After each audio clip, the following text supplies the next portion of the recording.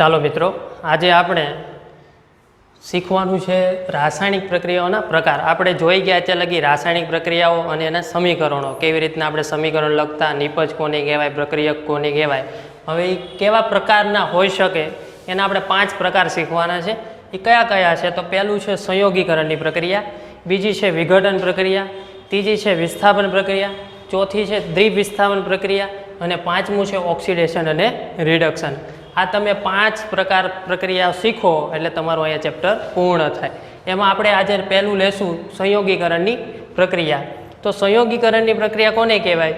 કે જે રાસાયણિક પ્રક્રિયામાં 2 કરતાં વધુ પ્રક્રિયકોમાંથી એક જ નિપજનું નિર્માણ થાય. મીન્સ કે 2 પ્રક્રિયક લેવાના, એ બંનેને આપણે પ્રક્રિયા કરાવશું, એક જ નિપજ મળે. એક જ આપણે જોયું હતું MgO2, તો MgO મળ્યું હતું. એ પ્રક્રિયા કેવી કહેવાય? સંયોગીકરણની પ્રક્રિયા. હવે આપણે એક પ્રવૃત્તિ કરવાની છે. એ પ્રવૃત્તિ ઉપરથી તમને ખ્યાલ આવશે કે સંયોગીકરણની પ્રક્રિયા કેવી રીતના થાય. તો પ્રવૃત્તિમાં શું કરવાનું છે? એક બીકર લેવાનું. શું લેવાનું? બીકર. એમાં પાણી અડધે સુધી આપણે ભરી દેવાનું છે. હવે આ પાણીમાં આપણે શું નાખશું? કેલ્શિયમ ઓક્સાઇડ નાખશું, એટલે કે CaO. કેલ્શિયમ ઓક્સાઇડ કહેવાય, એનું અણુસૂત્ર છે CaO. હવે આમાં આપણે કેલ્શિયમ ઓક્સાઇડ નાખી દીધું. હવે પ્રક્રિયા બંને કરશે, પાણી અને કેલ્શિયમ ઓક્સાઇડ. જો આપણે રાસાયણિક સમીકરણ લખ્યું, પહેલાં કેલ્શિયમ ઓક્સાઇડ નાખ્યું અને કળી ચૂનો પણ કહેવાય. હવે એમાં આપણે પાણી નાખ્યું, તો આ બંને પ્રક્રિયા કરશે. કે જે Ca છે એ આપણને શું મળશે? CaOH ક્વાઇઝ. આ બંને પાણી સાથે પ્રક્રિયા કરી અને આપણને શું નિપજ મળી? CaOH ક્વાઇઝ. એને ફોડેલો ચૂનો પણ કહેવાય. તો આપણને એક જ નિપજ મળી. જોવો અહીંયા. હવે આ જે ઉષ્મા છે, એ ઉષ્મા શું છે? કે જે આપણે બીકરમાં આપણે પાણીમાં કેલ્શિયમ ઓક્સાઇડ નાખ્યું એટલે બહારથી આપણે સ્પર્શ કરશું એટલે આપણને બીકર ગરમ લાગશે, એટલે આપણને ઉષ્મા ઉત્પન્ન થાય છે. શું ઉત્પન્ન થાય છે? ઉષ્મા. તો અહીં જુઓ તમે કે 2 પ્રક્રિયક લીધા, આપણને એક જ નિપજ મળે છે. તો આ જે રાસાયણિક સમીકરણ લખ્યું એને આપણે સંયોગીકરણ પ્રક્રિયા પણ કહેવાય છે. હવે આ જે આપણે ફોડેલો ચૂનો મળ્યો, એ ફોડેલા ચૂનાને આપણે CO2 એટલે કે આ વાતાવરણમાં જે રહેલો કાર્બન ડાયોક્સાઇડ છે, આપણે દિવાલને ઘોળવા માટે, મીન્સ કે આપણે ચૂનો કરતા હોઈએ, તો આ જે CaOH ક્વાઇઝને ફોડેલો ચૂનો એને આપણે વાતાવરણમાં આપણે પ્રક્રિયા કરાવીએ તો શું મળશે? આપણને કેલ્શિયમ કાર્બોનેટ મળે છે, CaCO3. અને આપણને શું મળે છે? પાણી. એ આપણે દિવાલ ઉપર ચૂનો કરતા હોઈએ. આ કેલ્શિયમ કાર્બોનેટનું આરસપહાણના પથ્થરો પણ કહેવામાં આવે છે. તો તમે આ 2 પ્રક્રિયા યાદ રાખો. CaO કોનું લીધું તો આપણે? Calcium oxide. એમાં શું નાખેલું આપણે? પાણી. પાણી નાખે એટલે આપણને શું મળ્યું? ફોડેલો ચૂનો, CaOH ક્વાઇઝ. અને આપણને ઉષ્મા મળે છે. હવે એના વધારે ઉદાહરણ, 1 થી વધારે લીધા છે આપણે 2. તો એમાં પહેલું ઉદાહરણ જોઈએ કે કોલસાનું સળગવું. હવે જે કોલસો હોય કોની હાજરીમાં સળગાવે? તો ઓક્સિજનની હાજરીમાં. તો અહીંયા આપણે કાર્બન C લખો અને ઓક્સિજનની હાજરીમાં આપણે એને સળગાવીએ એટલે આપણને કાર્બન ડાયોક્સાઇડ વાયુ મળે. આપણે જેને કોલસાને સળગાવીએ એટલે એમાંથી ધુમાડા ઉત્પન્ન થઈ, કાર્બન ડાયોક્સાઇડ. તો આમાં જુઓ, આપણે 2 પ્રક્રિયક લીધા, આપણને એક જ નિપજ મળી. તો આ પ્રક્રિયા કેવી કહેવાય? સંયોગીકરણની પ્રક્રિયા. હવે બીજું લઈએ છીએ ઉદાહરણ હાઇડ્રોજન અને O2. એ બંનેનું આપણે પાણીનું નિર્માણ કરાવશું. એક હાઇડ્રોજન લેવાનું, ઓક્સિજનની હાજરીમાં 2 પ્રક્રિયા કરાવશું એટલે આપણને શું મળે છે? પાણી મળે છે. શું મળે છે? પાણી. તો જુઓ, અહીંયા 2 કરતાં વધારે પ્રક્રિયકો લીધા અને આપણને એક જ નિપજ મળી, એને સંયોગીકરણની પ્રક્રિયા કહેવામાં આવે છે. તો જે વખત જોઈ લઈએ કે કોને કહેવાય?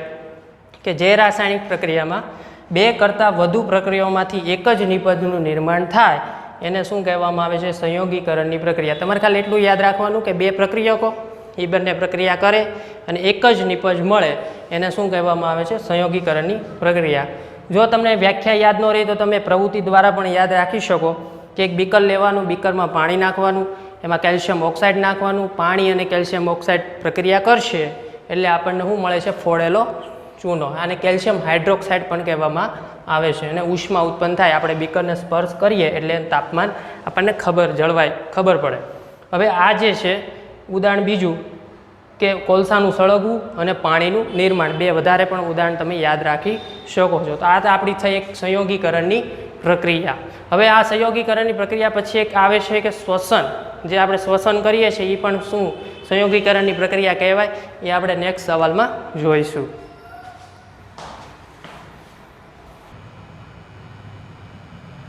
ચાલો, આપણે સંયોગીકરણની પ્રક્રિયા જોઈ હતી. એ પ્રક્રિયા આપણને એન્ડમાં આપણને ઉષ્મા મળતી હતી. તો તો આ જે ઉષ્મા આપણને મળે છે ને એ ઉષ્માક્ષેપક પ્રક્રિયા કહેવામાં આવે, એ આપણે સમજવાની છે. જે આપણને એન્ડમાં પ્રક્રિયા દરમિયાન જે ઉષ્મા મળે છે એ ઉષ્માક્ષેપક પ્રક્રિયા કહેવાય. તો કોને કહેવાય કે જે પ્રક્રિયકોના નિપજના જે નિર્માણની સાથે આપણે જોયું સમીકરણ કે આપણને નિપજની નિર્માણ સાથે ઉષ્મા મળતી હતી, આ ઉષ્મા મુક્ત થાય તેને ઉષ્માક્ષેપક રાસાયણિક પ્રક્રિયા કહેવામાં આવે છે. સિમ્પલ રીતના યાદ રાખવું હોય તો એક જ વસ્તુ યાદ રાખવાની કે જે પ્રક્રિયામાં નિપજના નિર્માણ સાથે આપણને ઉષ્મા મુક્ત થતી હોય એને શું કહેવામાં આવે છે? ઉષ્માક્ષેપક પ્રક્રિયા કહેવાય છે. હવે એમાં એક ઉદાહરણ યાદ પહેલું રાખવાનું છે, કુદરતી વાયુનું સળગવું એટલે મીન્સ કે એનું દહન કરવું.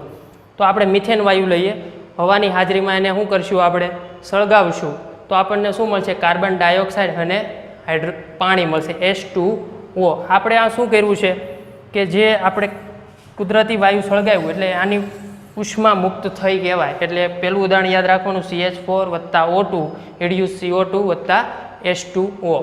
આ મોસ્ટ આઈએમપી છે 2 માર્ક્સના સવાલમાં. બીજું જેનું ઉદાહરણ છે કે શ્વસન ઉષ્માક્ષેપક પ્રક્રિયા છે, સમજાવો. 2 માર્ક્સમાં પૂછાઈ શકે બોર્ડમાં.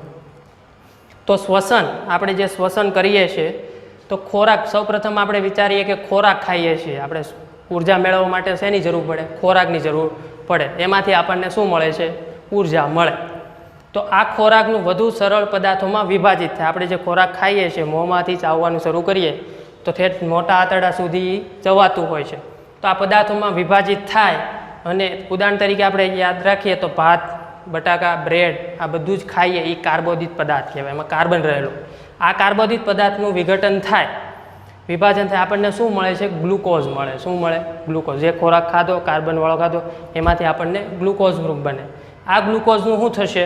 આપણા શરીરમાં કોષોમાં જે આપણે ઓક્સિજન લઈએ શ્વસન દરમિયાન તે ઓક્સિજન પૂરું પાડે છે. આ બંને પ્રક્રિયા કરશે. કોણ કોણ?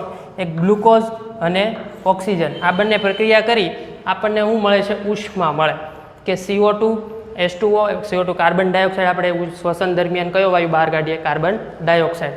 પાણી મળશે અને આપણને શરીરમાં શું મળી રહે છે? ઉર્જા મળી રહે. તો આ પ્રક્રિયા દરમિયાન આપણને જુઓ છેલ્લે ઉર્જા મળે છે.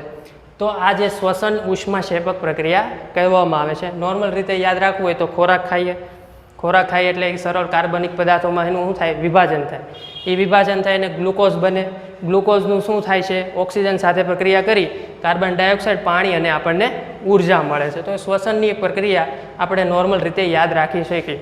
તો આ જે સંયોગીકરણની પ્રક્રિયામાં ઉષ્માક્ષેપક પ્રક્રિયા યાદ રાખવી મહત્ત્વની છે. તો આપણી આ સંયોગીકરણની પ્રક્રિયા અહીંયા પૂર્ણ થાય છે. તમારે ઉદાહરણ સરળતાથી યાદ રાખવા માટે ટોપિક વચ્ચે યાદ રાખવાના. પહેલાં શું યાદ રાખવાનું? ખોરાક. પછી હેમાં વિભાજિત થાય તો એ કાર્બોદિત પદાર્થમાં પછી કોણ બને છે? ગ્લુકોઝ બને. ગ્લુકોઝનું થઈને હેમાં સંયોજાય, ઓક્સિજન સાથે પ્રક્રિયા કરી આપણને શું મળે છે? ઉર્જા મળે છે. તો આપણે અહીંયા 2 માર્ક્સનો સવાલ આપણો કમ્પ્લીટ થાય.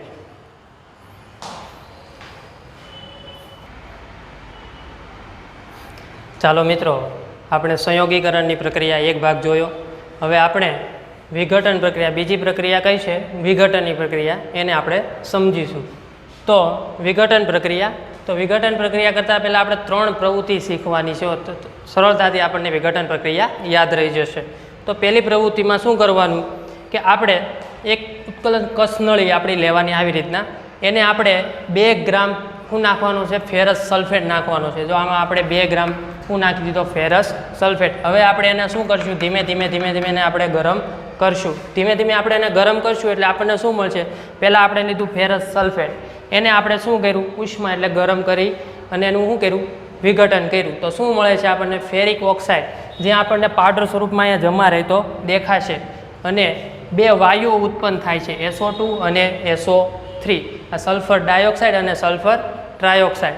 હવે આ જે છે 2 વાયુ ઉત્પન્ન થયા એ બહાર નીકળી જશે હવાના માધ્યમ. અને જે આવડો હતો Fe2O3 એ ફેરિક ઓક્સાઇડ, એ આપણને પાવડર સ્વરૂપમાં અહીંયા જોવા મળે છે. તો આપણને આ વિઘટન પ્રક્રિયામાં શું કર્યું? એને આપણે ગરમ કર્યું એટલું યાદ રાખવાનું. શું લીધું હતું? Ferrous sulphate. એક જ નિપજ એક જ પ્રક્રિયક આપણે અહીંયા લીધો છે. જુઓ, એને આપણે ડાયરેક્ટ એને ગરમ કરી દીધો કસનળીમાં નાખીને.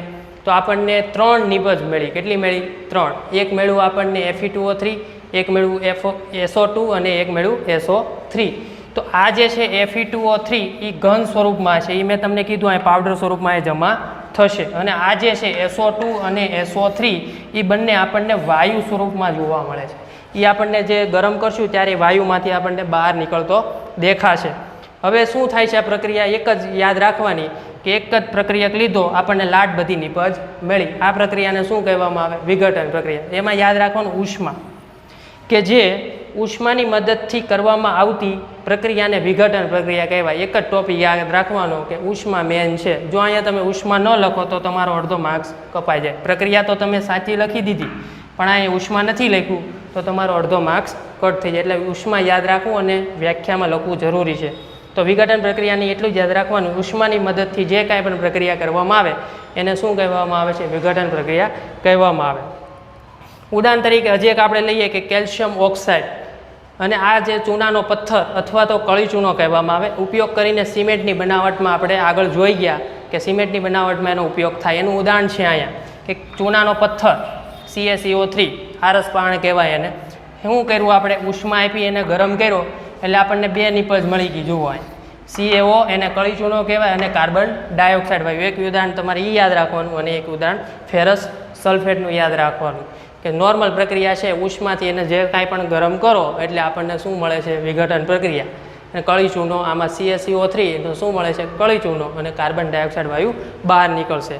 બીજી પ્રવૃત્તિ એવું કહેવા માગે છે, સેમ ટુ સેમ પ્રક્રિયા જ છે. બર્નર લેવાનું, કસનળી લેવાનું. આપણે આમાં શું નાખ્યું હતું? Ferrous sulphate. આમાં આપણે નાખવાનું છે લેડ નાઇટ્રેટના ટુકડા નાખી દેવાના. હવે શું કરવાનું છે કે જે આપણે બર્નર વડે લેડ નાઇટ્રેટને આપણે ધીમે ધીમે ગરમ કરશું તો કથ્થાઈ રંગનો ધુમાડો ઉત્પન્ન થાય છે. અહીંથી જે ઉત્પન્ન થશે એ આપણને કથ્થાઈ રંગનો ધુમાડો ઉત્પન્ન થતો દેખાશે. આ ધુમાડો કયો હશે? NO2નો હશે. જે આપણને ધુમાડો અહીંયા દેખાય છે એ NO2 વાયુ હશે. કયો વાયુ હશે? NO2. લેડ નાઇટ્રેટ નાખ્યું એટલે આપણને NO2 વાયુ મળ્યો. પણ એની આપણે સમીકરણ દ્વારા આપણે રજૂઆત કરીએ તો કેવી રીતના? PbNO3 એટલે કે લેડ નાઇટ્રેટ, એનું અણુસૂત્ર છે PbNO3 ક્વાઇસ. એને આપણે શું કર્યું છે? એને ગરમ કર્યું, ઉષ્માએ લખી દીધું તો આપણને એક મળશે એક PbO એટલે લેડ ઓક્સાઇડ. એક આપણને પાવડર સ્વરૂપમાં અહીંયા નીચે જમા થયેલો એ ઓક્સાઇડ સ્વરૂપમાં PbO હશે. આપણને કયો ગેસ નીકળો તો બારો? NO2. એ આપણે અહીં લખ્યું NO2 અને થોડા પ્રમાણમાં શું મળે છે? ઓક્સિજન વાયુ. એટલે આ પ્રક્રિયા નોર્મલ સિમ્પલ રીતના યાદ રાખવું હોય તો લેડ નાઇટ્રેટ લેવાનો, કસનળીમાં ગરમ કરો તો આપણને ઓક્સાઇડ સ્વરૂપમાં શું મળશે? લેડ ઓક્સાઇડ નીચે કસનળીમાં હશે. કયો વાયુ બહાર નીકળશે? NO2. અને આપણને શું મળે છે? ઓક્સિજન વાયુ. તો આખી પ્રક્રિયા થઈ ગઈ. PbNO3 ક્વાઇસ, ઉષ્મા ગરમ કર્યું, PbO અને વત્તા NO2 વત્તા O2. હવે આ સમીકરણને આપણે સંતુલિત કરીએ. અત્યાર લગી આપણે સમીકરણને સંતુલિત કરતા શીખ્યા હતા એવી જ રીતના આપણે જોવાનું. અહીંયા જુઓ Pb કેટલા છે? 1 છે. અહીંયા Pb કેટલા છે? 1. તો એ બીજે ક્યાંય Pb દેખાય છે તમને? તો નથી. તો એ સંતુલિત. ચાલો N આ ગુણાકારમાં કહેવાય. N કેટલા છે? નાઇટ્રોજન 2. તો અહીંયા નાઇટ્રોજન કેટલા છે? 1 જ છે. તો અહીંયા મારે કેટલા વડે ગુણવું પડે? 2 વડે. આ ઓક્સિજન અલગ O2 છે, નાઇટ્રોજન ખાલી 1 જ કહેવાય એટલે મેં આને 2 વડે ગુણી દીધું. નાઇટ્રોજન 2, અહીંયા નાઇટ્રોજન 2. હવે ત્રીજો કયો છે? ઓક્સિજન છે. તો ઓક્સિજન 3 દુને 6 આ ગુણાકારમાં કહેવાય.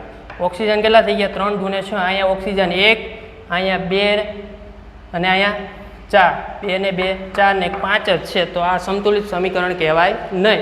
હવે આને પ્રક્રિયાને આપણે સંતુલિત કરીએ તો જુઓ ફરીથી એક વખત જોવાનું કે ઓક્સિજન ઘટે છે તો ઓક્સિજન હું ક્યાં ઉમેરીશ તો આપણને સંતુલિત પ્રક્રિયા દેખાય. તો આ બાજુ વધે છે અથવા તો આ બાજુ ઘટે છે અથવા તો આ બાજુ વધે અથવા તો આ બાજુ ઘટે. જુઓ હવે 3 દુને 6 અહીંયા ઓક્સિજન 6 છે તો બધી જ આખી સમીકરણ પ્રક્રિયા આપણે ફરીથી એને પૂર્ણ રિપીટ કરવી પડે. તો હું તમને એક ખાલી હોમવર્કમાં આ સમીકરણ સંતુલિત કરવા આપું છું. તો તમે નોટ અને પેન લઈ બંને બાજુ સરખાવવાનો પ્રયત્ન કરજો. હવે છે ત્રીજી પ્રવૃત્તિ. સેમ ટુ સેમ પ્રવૃત્તિઓ છે કે શું લેવાનું? એક બીકર લેવાનું. એમાં આપણે શું નાખવાનું છે? AgCl સિલ્વર ક્લોરાઇડ લેવાનો છે. હવે સૂર્યપ્રકાશની હાજરીમાં એને તડકે મૂકી દેવાનો. સૂર્યપ્રકાશનો પ્રકાશ પડશે એટલે પહેલાં સફેદ હોય સિલ્વર ક્લોરાઇડ, એ સફેદ થઈને સૂર્યપ્રકાશ પડશે એમાં એટલે રાખોડી સ્વરૂપમાં દેખાશે. તમને કેવો રંગ દેખાશે? રાખોડી. એટલે એમાં પ્રક્રિયા શું થઈ કે જે સિલ્વર ક્લોરાઇડ હતો એ સૂર્યપ્રકાશની હાજરીમાં એનું વિઘટન થયું કે જે Ag અને Cl બંને છૂટા પડી જાય. જુઓ તો વિઘટન પ્રક્રિયામાં શું થશે? બંનેનું છૂટું પડવું, કે Ag પણ છૂટો પડી ગયો અને Cl2 પણ છૂટો પડી ગયો. એવી જ રીતના બીજું ઉદાહરણ યાદ રાખી લો, AgBr, એનું પણ વિઘટન કરો, સૂર્યપ્રકાશની હાજરીમાં કરો પ્રક્રિયા, તો આપણને શું મળે છે? Ag અને Br બંનેનું જો છૂટું પડી જાય, Ag પણ છૂટો પડી ગયો અહીંયા અને Br પણ શું પડી ગયો? છૂટો. તો આ પ્રક્રિયાને શું કહેવામાં આવે છે? વિઘટન પ્રક્રિયા. 3 પ્રવૃત્તિ તમારે યાદ રાખવાની છે. પહેલી પ્રવૃત્તિ છે ફેરસ સલ્ફેટવાળી, બીજી પ્રવૃત્તિઓ છે આપણે લેડ નાઇટ્રેટવાળી, અને ત્રીજી પ્રવૃત્તિ છે આપણી AgCl એટલે સિલ્વર ક્લોરાઇડ અને AgBr કે સિલ્વર બ્રોમાઇડ. 3 પ્રવૃત્તિ યાદ રાખો એટલે વિઘટન પ્રક્રિયા આપણી અહીંયા પૂર્ણ થાય છે. તો એક વખત વિઘટન પ્રક્રિયા લખી અને મોઢે કરી નાખવી.